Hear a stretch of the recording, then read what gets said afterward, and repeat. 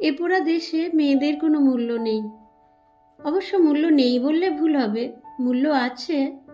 মূল্য আছে সেই সব মেয়েদের, যে মেয়েটি এভারেস্টের চূড়ায় পা রেখেছে, যে মেয়েটি প্লেন চালাচ্ছে, যে মেয়েটি মহাকাশ দাপিয়ে বেড়াচ্ছে, যে মেয়েটি ডিএম, এসডিও বা বিডিও হয়ে প্রশাসন সামলাচ্ছে, যে মেয়েটি স্কুল বা কলেজে শিক্ষকতা করছে, যে মেয়েটি ব্যাংকের ম্যানেজার কিংবা রেলের আধিকারিক, সেই মেয়েটির মূল্য আছে। কিন্তু সংখ্যায় এরা কতজনই বা হবে? বেশিরভাগ মহিলাই তো সংসারের জাঁতাকলে পেশাই হচ্ছেন, কারণ তাদের বাবা মার হয়তো এই মুক্ত চিন্তাধারা ছিল না যে ছেলে এবং মেয়েকে সমানভাবে মানুষ করতে হবে, অথবা আর্থিক সঙ্গতি ছিল না, বা এগিয়ে যাবার মতো পরিবেশ ছিল না, তাই তারা কর্মজীবনে কোনো ছাপ রাখতে পারেননি। তবে কি এভাবেই কবির ভাষায় অর্ধেক আকাশ কালো মেঘে ঢেকে থাকবে, নাকি সত্যি কোনো উপায় আছে জীবনে কিছু করে দেখানোর? এ বিষয়ে কথা বলার আগে আসুন আপনাদের একটা গল্প শোনাই, অন্ধ্রপ্রদেশের গল্প। তখনও অন্ধ্রপ্রদেশ তেলেঙ্গানায় ভাগ হয়ে যায়নি। আমাদের রাজ্য থেকে একটা টিম অন্ধ্রপ্রদেশে গেল স্বনির্ভর দল দেখার জন্য। আমার সৌভাগ্য হয়েছিল সেই টিমে থাকতে। তো আমরা হায়দ্রাবাদ থেকে প্রায় 200 কিলোমিটার দূরে করিমনগর ব্লকের একটি দল দেখতে গেলাম। তখন বিকেল প্রায় শেষ। আইসিডিএসের ঘরে দলের মিটিং চলছে। 10 জন মহিলা গোল হয়ে বসে আছেন, আর আছে একটি ছেলে। তার নাম অবশ্য আজ আর মনে নেই। সে দলের খাতাপত্র লিখে দেয়, কারণ দলের কেউই তেমন লেখাপড়া জানতেন না। তো তাদের দলের মিটিং শেষ হবার পর দোভাষীর মাধ্যমে কথাবার্তা শুরু হলো। আমরা দলের কাছে প্রথমেই যে কথাটা জানতে চেয়েছিলাম তা হলো দলের সদস্যরা নিয়মিত সঞ্চয় করেন কিনা এবং নিয়মিত ঋণের সুদ ও আসল পরিশোধ করেন কিনা। তারা খুব স্বাভাবিকভাবে বলেছিলেন প্রত্যেকেই নিয়মিত সঞ্চয় করেন এবং নিয়মিত ঋণের আসল ও সুদ জমা দেন। আমরা জানতে চেয়েছিলাম কখনো কোনোদিনও কেউ ডিফল্টার হয়নি। শুনে তারা বলেছিলেন কখনো কোনোদিনও কেউ ডিফল্টার হয়নি।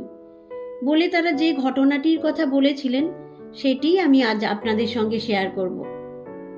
তারা বলেছিলেন অন্ধ্রপ্রদেশের প্রথা হলো বাবা মার বয়স হলে ছেলেমেয়েরা আর তাদের দায়িত্ব নেয় না।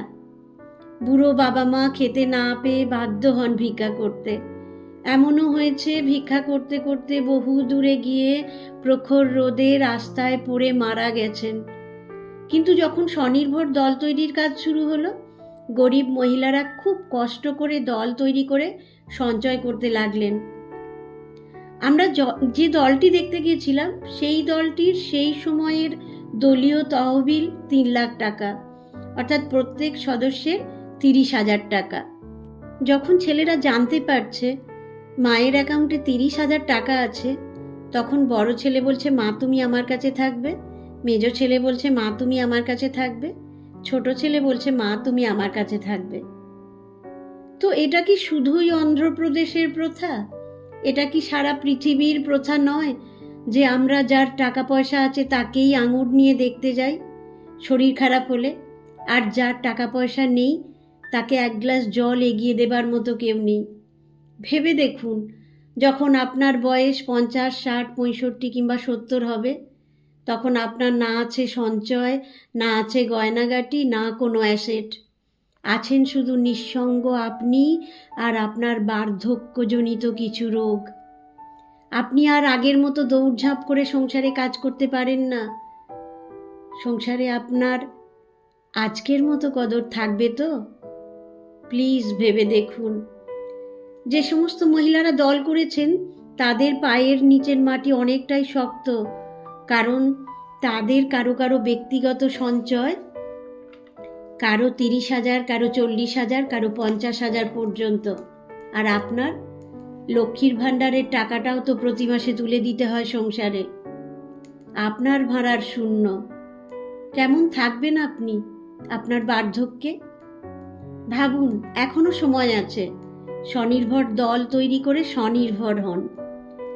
এই পৃথিবীতে যাদের টাকা পয়সা আছে, পরিবার সমাজ তাদেরই মূল্য দেয়। ভালো থাকবেন সকলে।